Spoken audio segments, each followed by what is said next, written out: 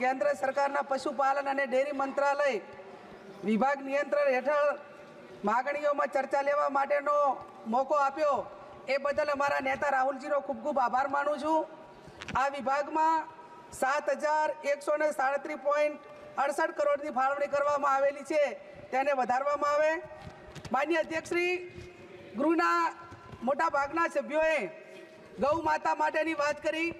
હું પણ ગૌ માતાની વાત કરવા માગું છું કે દેશના સાધુ સંતો મહંતો જ્યોતિષપીઠના શંકરાચાર્ય સ્વામી અવિમુક્તેશ્વરાનંદ સરસ્વતી મહારાજ પદયાત્રા કરીને ગૌ માતાને રાષ્ટ્રીય માતાનો દરજ્જો આપવા માટે સરકાર પાસે માગણી કરી રહ્યા છે। માન્ય અધ્યક્ષશ્રી, ગૌ માતાને રાષ્ટ્રીય માતાનો દરજ્જો મળે અને ગૌ વંશ ઉપર હત્યાનો પ્રતિબંધ આવતો કાયદો